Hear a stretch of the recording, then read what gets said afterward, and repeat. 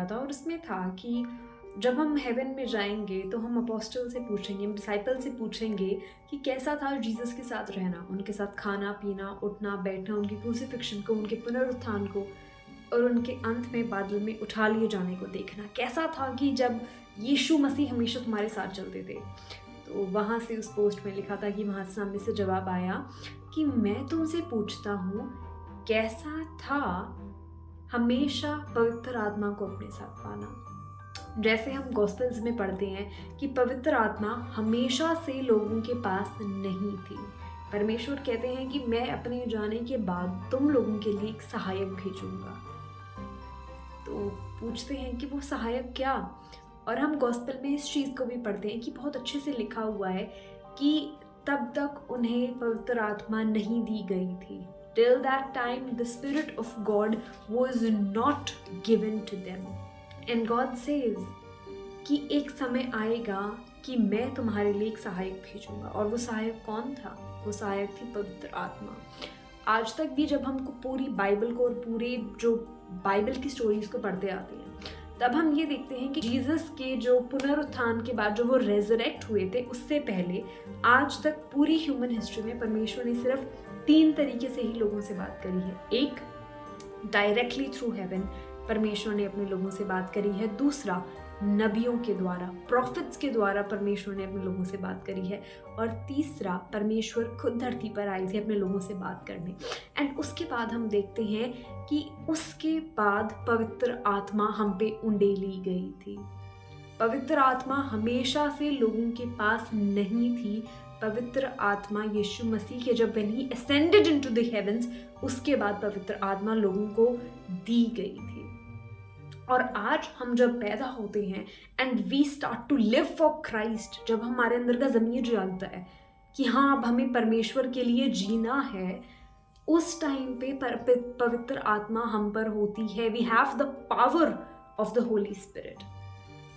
And today, as I'm speaking with this, the Holy Spirit resides in me and in you. Are we using that Spirit of God correctly?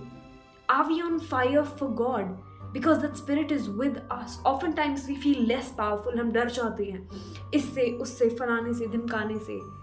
We tremble out of things. We go out of the way. We do stupid things. We say that I don't feel close to God.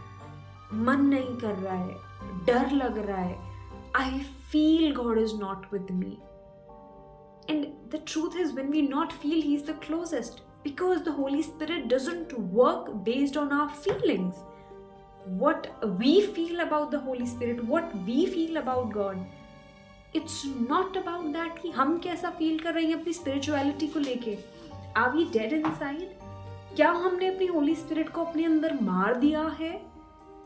Because God says that Holy Spirit is with you. The one who is in you is greater than the who is outside of you. And who is in us? Especially we as believers, who is in us? The Spirit of God. The Holy Spirit is in us. And God clearly says the one who is in you is greater than who is in the world. Have we just killed the Spirit? Have you just turned lukewarm? परमेश्वर ने क्या लिखा है अपने वचन में कि अंत के दिनों में लोगों की मोहब्बतें ठंडी हो जाएंगी। The love for God will grow wax cold. ठंडे पड़ जाएंगे हम मसीह के लिए, लाइटली लेंगे परमेश्वर की आत्मा को। क्या आज हम इतने ढीले पड़ गए हैं अपनी स्पिरिचुअलिटी को लेके कि हमें ये नहीं पता कि हम कर क्या रहे हैं अपनी लाइफ में। हमारा मन नहीं है तो हम प्रचार नहीं करेंगे, हमारा मन नहीं है तो हम बाइबल नहीं पढ़ेंगे, हमारा मन नहीं है तो हम गॉस्पेल नहीं शेयर करेंगे। God never said it's about to be you willing or not. We should be thankful that God at least chose us out of the whole world. You and I are chosen. If you're watching this till now, I believe you are chosen and you are blessed, and God has chosen you out of the whole world. God says, I am the maker of the vessel. तुम एक कुम्हार अपने घड़े को जिस भी तरीके से बनाता है, उस घड़े के पास ये राइट नहीं होता अपने कुम्हार से पूछने का कि तुमने मुझे ऐसा वैसा टेढ़ा मेढ़ा क्यों बनाया। वो कुम्हार चाहे तो उसे तोड़ेगा, मरोड़ेगा या उसे एक बहुत सुंदर शेप देगा। वो हक सिर्फ उस कुम्हार के पास है। और हम मिट्टी हैं और परमेश्वर हमारा कुम्हार है, तो क्या फर्क पड़ता है कि हमारा मन कर रहा है परमेश्वर के लिए जीने का या नहीं। If God has selected us, we are chosen of His people. We live, we abide by the Holy Spirit. The Holy Spirit of God is in us. Why are we so powerful and we are so meek into this world? क्या आज हमारी मोहब्बत ठंडी पड़ गई है परमेश्वर के लिए? Have we grown wax cold for God and we don't feel like living for God? Then this is your sign, wake up generation. हमसे ज़्यादा वो शैतान के लोग काम कर रहे हैं to make things work because they know God is returning. And we as Christians, if we are not believing that God is returning and we are not prepared for Christ, the Holy Spirit is in us and it's greater than anything in the world.